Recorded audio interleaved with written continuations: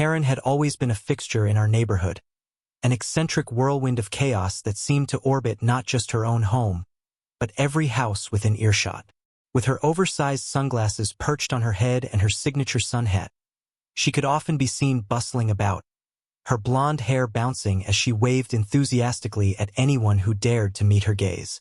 While her zest for life was undeniably infectious, it was also tinged with a reckless disregard for the world around her, especially when it came to property lines. In the early days of her residency, Karen was known for her impromptu garden parties and elaborate holiday decorations that attracted both admiration and envy. However, beneath the lively surface lay a troubling pattern of accidents that no one could ignore. From her penchant for speeding down our narrow street in a bright pink convertible to those occasional clumsily dropped flower pots that would shatter on impact, Karen's presence was like a comet streaking across the night sky, exciting but possibly destructive. It all started innocently enough. One day, she miscalculated the turn into her driveway and bumped into my mailbox. I brushed it off then. After all, it was just material damage. I replaced the dented mailbox with a new one in the hopes that it would serve as a warning. But soon after, Karen's car had another run-in with my property during yard work season. Perhaps it was the blooming flowers tempting her to distract herself as she sped past. This time, it wasn't just a minor dent. My beautiful new mailbox lay toppled over on the ground, looking utterly defeated. As time went on, these incidents became almost predictable. Neighbors began to chuckle about Karen's driving skills, while I winced at each crash of metal against wood. It wasn't just about losing mailboxes. It was about feeling powerless against someone else's oblivion to their actions. Each time I repaired my mailbox, sturdily bolting it to the ground or adding reinforcements, I felt like I was preparing for battle against an invisible foe. It never occurred to Karen that perhaps she should slow down or take care when navigating our out-of-control speed bumps, my mailbox being one of them. Whenever I attempted to strike up a casual conversation about driving safety or neighborhood boundaries, she'd smile brightly and deflect with stories of adventure and whimsy. She saw herself as the life of the block, a force of nature that couldn't be tamed. Ultimately, this created a deeply unsettling dynamic. How could someone so vibrant be so utterly disconnected from the consequences of their actions? In those moments of frustration, something shifted within me. I realized waiting passively for change wasn't an option anymore. The invasion of my space called for creativity born from desperation. I needed a plan to address Karen's oblivious disregard once and for all, and thus began my journey towards transforming my mailbox into something far more indestructible than before. The first incident with my mailbox was a mere bump, a minor collision that I could easily dismiss as an error in judgment. I had been in the garden when I heard the unmistakable crunch of metal against wood, followed by a muffled curse. Rushing to the front, I saw Karen's bright pink convertible awkwardly parked, its front bumper inches away from my mailbox, which now sported a noticeable dent. She hopped out, waving her hands animatedly as she apologized, her face flushed with embarrassment. "Oh no, I'm so sorry, just trying to get into my driveway," she exclaimed, offering me a sheepish smile. I forced a laugh, assuring her it was fine and that I'd just fix it. After all, it was just a mailbox, an inconvenience at worst. But deep down, I felt a knot of irritation tighten in my stomach. The second incident occurred weeks later during yard work season, when flowers were blooming and neighbors were outside enjoying the sunshine. Karen had clearly not learned her lesson. Once again, she miscalculated as she sped into her driveway. This time, the impact was more severe. My newly repaired mailbox lay crumpled on the ground like a defeated soldier after battle. The sight of it left me speechless. My earlier attempts at forgiveness felt futile in light of this blatant disregard. As if on cue, laughter erupted from the neighboring yards where friends gathered for barbecues and games. They nicknamed the events Karen's driving display, but their chuckles merely amplified my frustration. It was hard to find humor when it felt like my property was being treated as collateral damage in someone else's chaotic life. With each subsequent incident, my mailbox became a symbol of my growing resentment. Each time I replaced or reinforced it, adding stronger posts or even decorative bricks, I felt as though I were preparing for an inevitable war against Karen's obliviousness. The repairs turned into rituals.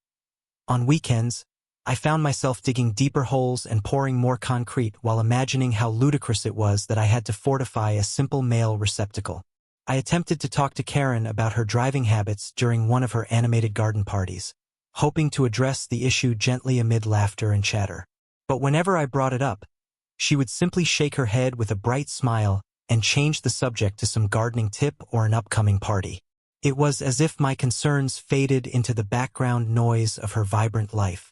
The mailbox incidents weren't just about physical damage. They were eroding my sense of peace and security in my own home. Each crash echoed in my mind long after the sound faded away. With every repair came a sense of futility. How could someone so lively be so blind to the consequences of their chaos? It became clear that waiting passively for change would lead nowhere. If anything was going to stop Karen's reckless behavior, I'd have to take matters into my own hands and fast. The aftermath of each mailbox incident weighed heavily on me, both emotionally and practically. Repairing the damage wasn't just a matter of putting a few nails into wood. It became a frustrating cycle of expense and effort that felt never-ending. Each time I stepped outside to survey the wreckage, a wave of helplessness washed over me. It was as if my mailbox represented more than just a receptacle for letters. It symbolized my peace of mind, which Karen's chaotic driving had shattered. Initially, I approached each repair with hope. After the first minor collision, I thought a quick fix would suffice. Yet, as the mailbox continued to be smashed, each repair felt increasingly futile. My weekend plans shifted from leisurely activities to trips to the hardware store, where I found myself purchasing stronger materials to bolster my mailbox against Karen's carelessness. The costs began to add up. A new post here, sturdier hinges there. Each addition felt like a futile attempt to build an impenetrable fortress around my fragile sense of security. And then there were the emotional implications. With every crash and subsequent repair, frustration morphed into resentment. My mailbox, a typically mundane feature of suburban life, had transformed into a source of anxiety and annoyance. Friends chuckled about it, and while I tried to laugh along, I couldn't shake the growing sense that my home was no longer a sanctuary, but rather an obstacle course filled with unpredictable chaos. It gnawed at my patience and made me feel trapped in an endless loop of repairs and awkward conversations. One afternoon, after yet another incident left my mailbox in disarray, I stood staring at the remnants of what was supposed to be a functional piece of property. Neighbors walked by, offering sympathetic nods or half-hearted jokes about Euro Ocarina Euro's driving show. But their attempts at humor only deepened my sense of isolation. I felt like I was losing control over my own space, and each instance chipped away at my comfort. The practical side also loomed large. Euro. How many more times would I have to explain to the mail carrier why my mailbox looked like it had been through battle? The embarrassment mounted alongside the financial strain.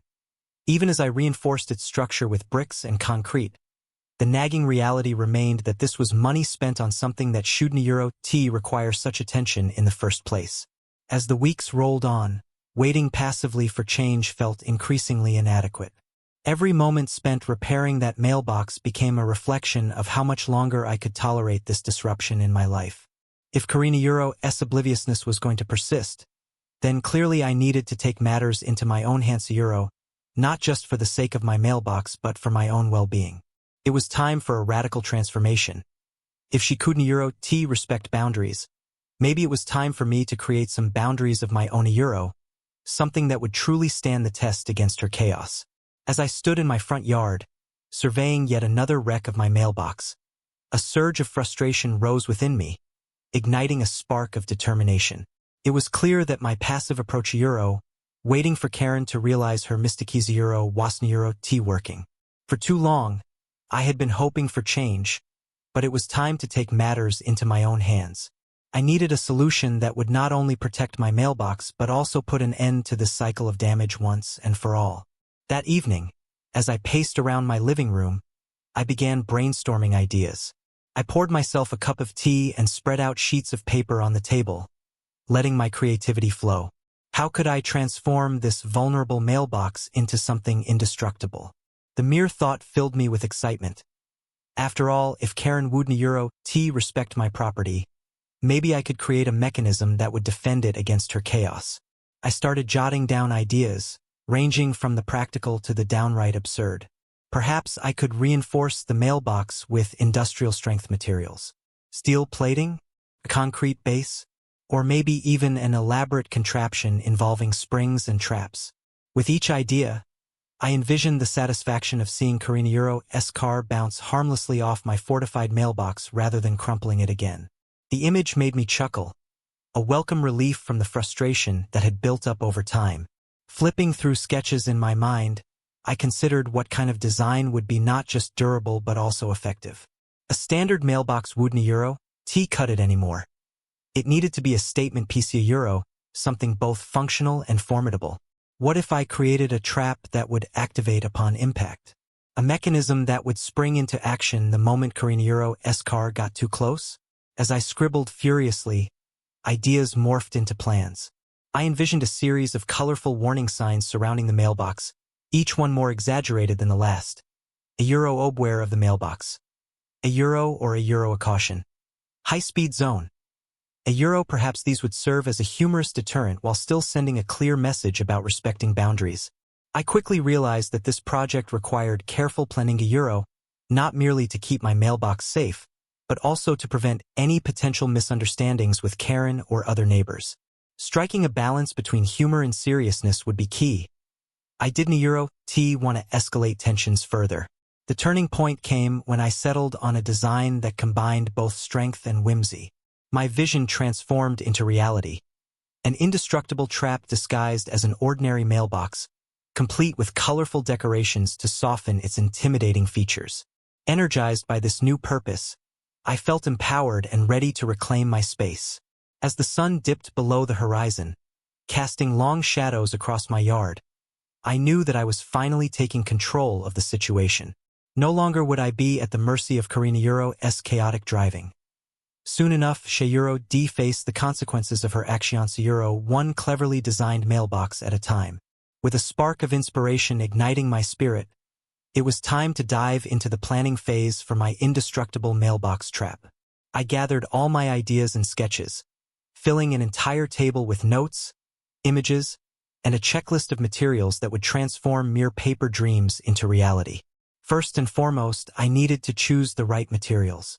After much deliberation, I settled on reinforced steel plating to cover the exterior of the mailbox. It was expensive, yes, but it was worth every penny knowing it would withstand anything Karen could throw at it, quite literally. Additionally, I planned to create a concrete base to anchor it firmly to the ground, making it almost impossible for her to uproot or damage with her car again. As I envisioned this fortress of a mailbox, I couldn't help but chuckle at the thought of it becoming the neighborhood's new landmark, a testament to resilience against chaos. Next came the design elements. I wanted the mailbox to be functional while also serving as a humorous deterrent. What if I added an oversized spring mechanism that would bounce back any impact? A comical eboing sound could accompany the action, perhaps annoying Karen enough to rethink her driving habits. I imagined her face as she hit the mailbox and heard that ridiculous noise. It was a moment that brought a smile to my face. To further enhance the whimsical aspect of my design, I considered painting the mailbox in vibrant colors, bright yellows and reds with cartoonish designs that screamed, watch out. The idea of creating exaggerated warning signs around it began to take shape too. A caution. Indestructible mailbox ahead. And apostle zone. Drive at your own risk. A would add a layer of humor while still delivering a serious message about respecting property boundaries. I also contemplated incorporating reflective materials to ensure visibility at night. Not that Karen seemed to heed warnings during daylight, but maybe the added sparkle would catch her attention. Safety first, after all. The combination of humor and practicality began to feel more like an art installation than just a mailbox, something that would stand out on our otherwise ordinary street. As I sketched out my designs, I realized I had a lot of work ahead of me. This wasn't just about slapping together whatever scraps I could find. I needed precision and creativity. I set a timeline for myself. Gather materials over the weekend and start building as soon as possible. With each passing hour, my excitement bubbled up more as the idea transformed from a mere concept into actionable plans.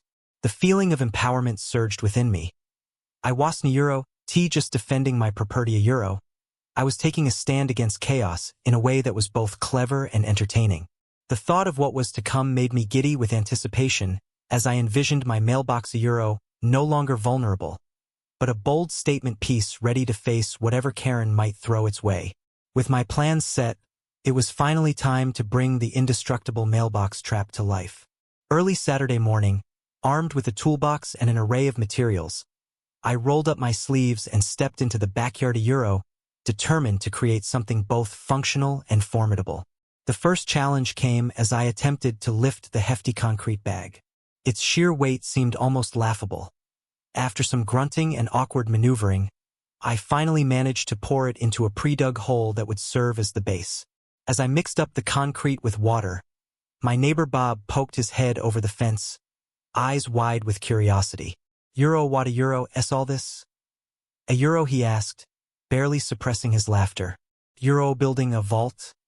A euro more like a fortress against Karen's chaos. A euro, I chuckled back, winking at him before refocusing on mixing. His raised eyebrows reflected both amusement and skepticism. Euro, a sight I was sure would be repeated among other neighbors as they caught wind of my unconventional project. Once the base was secured and drying solidly, it was time for the real funiuro, attaching that reinforced steel plating. However, this was easier said than done. Each piece had jagged edges that snagged on my clothing, turning me into a makeshift pia plus or minus atta of scrapes and scratches by the time I finished cutting them to size. At one point, while struggling to align two hefty plates with one hand euro, while holding a drill in the other euro, I accidentally dropped the drill. It ricocheted off the steel plating like a clumsy pinball before landing in a neighboring yard with a clatter that sent me scrambling for the fence. Everything okay over there? A euro called Margie from her own garden, her voice teasing yet concerned. Just testing if it can withstand your zucchini harvest. A euro, I replied with a grin, brushing off another minor mishap like it was nothing. Next came the spring mechanism installment euro. This was where things truly started to get quirky. After scavenging online for ideas on various DIY contraptions, I settled on using heavy-duty springs from an old garage sale trampoline I had lying around.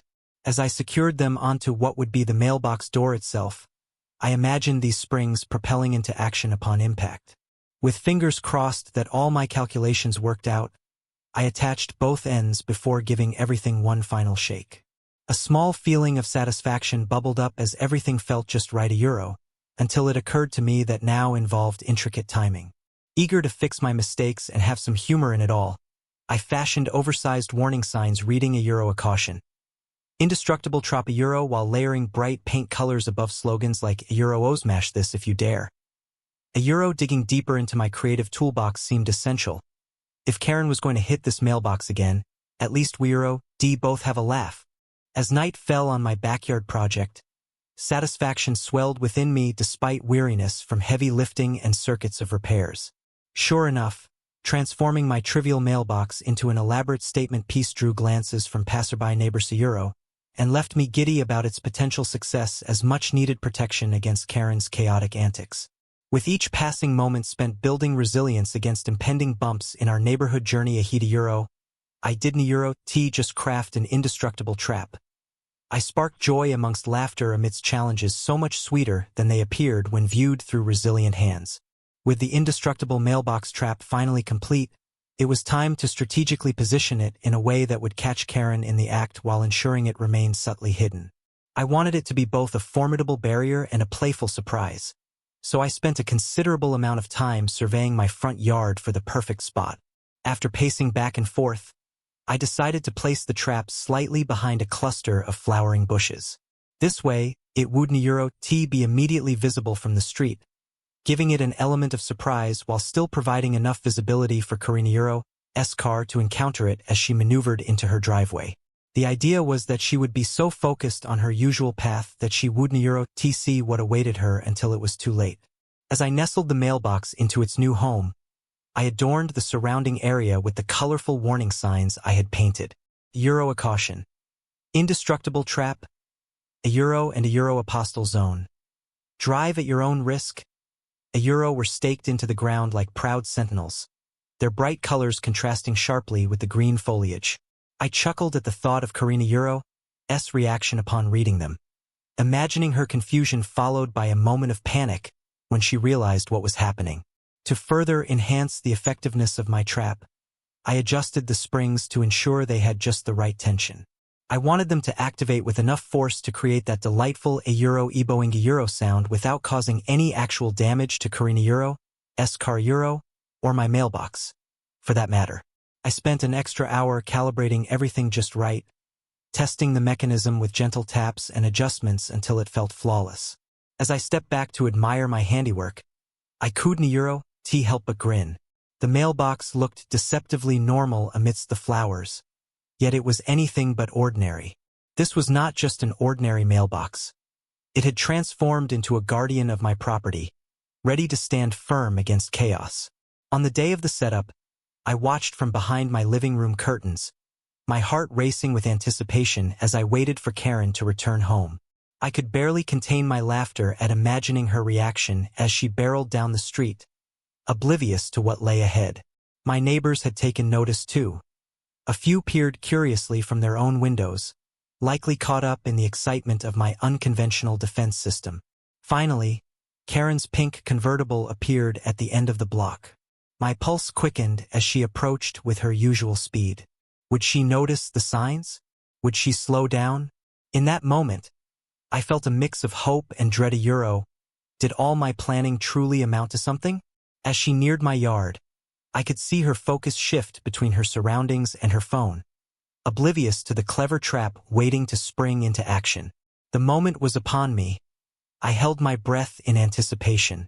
This was a Euro, the culmination of my labor and creativity. A Euro, and soon enough, we would see if Karen's chaotic driving would meet its match in my brilliantly devised plan.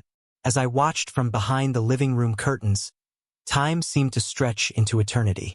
The sun was setting, casting a golden glow over the neighborhood and enhancing my excitement for what was about to unfold. Finally, the moment of truth was approaching. Karina Euro's familiar pink convertible lurked at the end of the street, inching closer with each passing second. I felt my heart race as she neared the curve where my mailbox lay hidden behind a vibrant cluster of bushes. Would she notice the colorful warning signs I had painstakingly crafted? Or would she charge past them, oblivious to the fate awaiting her? My mind raced through scenarios. A Euro, each more outrageous than the last. A Euro, as I prepared for her inevitable encounter with my indestructible trap. The rumble of her engine grew louder, and I could see her fiddling with her phone, completely distracted. A wave of nervousness washed over me. I knew it was too late to back out now. There were no second chances once she made that turn. I held my breath, clutching the edge of the curtain tightly, as if it could contain the surge of adrenaline coursing through my body. As she rounded the final bend, a smile spread across my face. Her car glided down the street at its usual brisk pace, and I leaned forward in anticipation, muscles tense with excitement. Would this be the day chaos met its match? I could barely keep myself from giggling at the absurdity of it. A Euro. The very idea that I had engineered this whimsical showdown felt like a scene from a slapstick comedy. The moment Karina Euro's car entered my line of sight, everything shifted into slow motion. She glanced at the mailbox's location but seemed unfazed by my warnings. For a split second, my hope wavered as doubt crept in. A Euro. Maybe she would just breeze by, yet again escaping impact. But then came her fateful foot on the accelerator. Before I could process what was happening, Karina Euro's vehicle swept toward my carefully concealed mailbox with alarming speed. The unmistakable crunch of metal against metal echoed through the stillness as she struck it. My heart dropped and then soared in sync with the triumphant Euro eboing, a Euro sound that erupted from the springs I had so meticulously calibrated. I could hardly contain my laughter when Karen jumped in her seat, wide-eyed with shock as she processed what had just happened. Her car bounced back slightly upon contact, and as confusion settled in, I saw her frantically searching for answers through her rearview mirror. Peeking through a crack in the curtains, I cooed euro, suppressed my laughter any laundry euro. This was a moment imbued with both triumph and hilarity. My neighbors watched from their windows with amused expressions. It seemed they were just as entertained by this spectacle as I was. As Karen stepped out of her car, flustered and bewildered, I could only watch with glee at how my ingenious prank had played out perfectly. This was more than a mere mailbox. It was evidence of resilience against chaos, and an affirmation that sometimes laughter truly is the best defense against frustration. The culmination of all my hard work had finally come to fruition euro. Now we'll see how this would shift our neighborhood dynamics. As Karen stepped out of her car, visibly flustered and bewildered, I couldn't help but feel a sense of satisfaction mixed with apprehension about what would happen next. The trap had worked magnificently, but the aftermath was yet to unfold. Her wide eyes darted back and forth between the mailbox and her vehicle, processing the absurdity of the situation while bewilderment danced across her features. Euro, what just happened? A euro, she exclaimed, half laughing, half fuming as if she didn't euro, quite know whether to be upset or impressed. My neighbors, having witnessed the entire spectacle unfold, began to emerge from their homes. It seemed everyone was eager to witness the drama and, perhaps, to catch some of the ripple effects that were bound to follow. Karen started inspecting her car, a frown creeping onto her face as she noted the slight dent in her bumper where it had made impact with my contraption. Meanwhile, I cautiously approached my mailbox, feigning nonchalance while suppressing laughter that threatened to erupt at any moment. Euro, I said casually. A euro, at least you stopped hitting my mailbox. Euro. Her annoyance flared as she shot me a look that felt both accusatory and incredulous. Euro, what the heck did you do? Euro, she gestured toward my once innocent mailbox, now adorned with vibrant signs that seemed to mock her predicament. Euro, I simply took measures to protect my property. A euro, I replied, grinning mischievously. Euro, you know how it is a euro. Sometimes you have to fight fire with fire euro or springs. Euro. To my surprise, instead of becoming defensive or angrier than I expected, Karina Euro's expression softened as a reluctant smile crept onto her lips. Euro, you really went all out. Huh? A euro, she admitted with a mixture of admiration and disbelief. Maybe deep down in her chaotic heart resided an appreciation for creativity after all. Just then, one of our other neighbors chimed in from nearby, chuckling. Euro, V created a whole new sport out here. Next thing we Euro LLC is a euro mailbox Belinga Euro on Saturday afternoons. A euro. Laughter erupted around us. A euro. What had begun as a moment filled with tension swiftly transformed into spirited camaraderie. Those who once watched from behind closed windows now felt free to join us in good humor. Suddenly it wasn't euro, just about scolding Karen for her recklessness. It was about finding joy in the absurdity we shared. As the atmosphere shifted from confrontational to jovial, Karina Euro's initial irritation faded entirely into laughter. Euroike, point taken. I guess I needed this wake-up call. A euro, she conceded while examining the mailbox drawfully. Euro, maybe I should invest in some driving lessons. A euro. Euro, just slow down. A euro, I quipped back playfully. The relaxed banter exchanged between us cemented an unexpected truce. Consequences had manifested not just in reparations but also understanding and light-heartedness. What began as frustration had morphed into a moment of community connection where disputes transformed into laughter euro, and unity grew from chaos. In that whimsical exchange, even through unintended consequences stemming from my clever trap, there emerged a symbol. Perhaps what we all needed was a dash of whimsy amid Lifia Euro's unpredictability. A euro, and an indestructible mailbox could spark exactly that. As I reflected on the chaotic events that had unfolded, I found myself contemplating whether my initial desire for revenge was truly worth it. What began as a frustrated response to Karen's careless driving had morphed into something unexpectedly positive. A euro, an opportunity to forge a deeper connection with my neighbor and the community. In the aftermath of the mailbox incident, I noticed a shift in our interactions. Rather than treating Karen as merely the reckless driver who had wreaked havoc on my property, I began to see her as part of a broader narrative about living in close quarters with others. The laughter we shared that day served as a reminder that life is often unpredictable, and sometimes those very moments of absurdity can create bonds rather than drive us apart.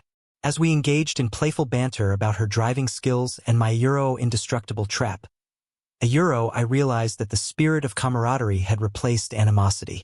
Our neighbors began to join in on these light-hearted exchanges, making it feel less like a confrontation and more like an event that brought everyone together. What initially felt like revenge started to seem more like a catalyst for community bonding, a quirky story to be told at block parties for years to come. Yet, I couldn't ignore the potential long-term effects of this unconventional approach.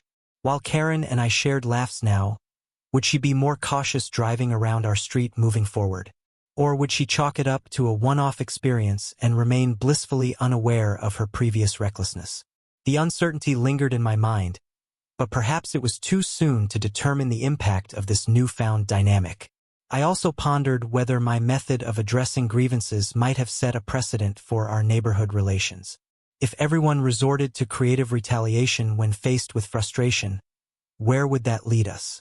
But then again, life can be quite serious.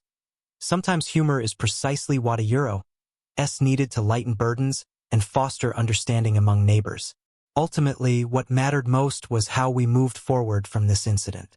It presented an opportunity for dialogue, an opening for discussing responsibilities within our community. Perhaps I could engage Karen in conversation about safely navigating our streets while recognizing the boundary lines that come with shared living spaces. As days turned into weeks following the mailbox debacle, I found myself feeling grateful for its unforeseen consequences. Instead of harboring resentment or focusing solely on protecting my property at all costs, I embraced this chance for reflection and growth, all sparked by what could have been merely an act of revenge. With laughter echoing through our neighborhood and hearts slightly lighter, it became clear. Sometimes chaos leads to connections we never anticipated, connections that teach us more about ourselves than any confrontation ever could. As the dust settled from the amusing mailbox incident, I found myself reflecting on the journey that had led me here. What initially felt like a frustrating battle against my neighbor chaotic behavior had evolved into a transformative experience. The indestructible trap I had built not only served its purpose, but also acted as a catalyst for personal growth and community connection. In the days that followed, I noticed a distinct shift in my interactions with Karen and our neighbors. No longer was I merely a disgruntled resident harboring resentment. I became someone who actively engaged with my community, initiating conversations about safety and shared responsibilities. The laughter we exchanged after the incident opened doors that had previously felt closed, allowing for more honest dialogues about driving habits and mutual respect among neighbors. Karen, too, seemed to change. While she had always been lively and spirited, there was now a new depth to her demeanor. She took the time to greet me more often, sharing her own thoughts about her driving and even joking about investing in a bumper sticker that read obware of mailboxes. It was clear that our encounter had sparked something within her, a recognition of how her actions affected those around her. Moreover, our neighborhood began to unite in unexpected ways. Inspired by the humorous fallout of my mailbox trap, we organized lighthearted gatherings where we could share stories of our own mishaps and celebrate our quirks. Block parties turned into showcases of creativity, where residents brought their unique inventions or humorous anecdotes related to home ownership. I realized that my initial plan to retaliate against Karina's reckless driving had transformed into an opportunity for positive engagement across our community. Instead of reinforcing barriers between us, this experience fostered understanding and friendship, qualities that were essential for harmonious living. Through laughter and shared stories, we learned not only about each other's lives but also about compassion and forgiveness. Looking back, I felt grateful for the seemingly chaotic turn of events that led me to this newfound perspective. The indestructible mailbox trap might have been born out of frustration, but it ultimately became a symbol of resilience, resilience not just in protecting my property but also in nurturing relationships within my neighborhood. As I reflected on this journey, it became clear that sometimes the most unexpected situations can lead to valuable lessons in empathy and connection. Life is unpredictable, Challenges can arise at any moment, yet how we choose to respond can define our relationships with those around us.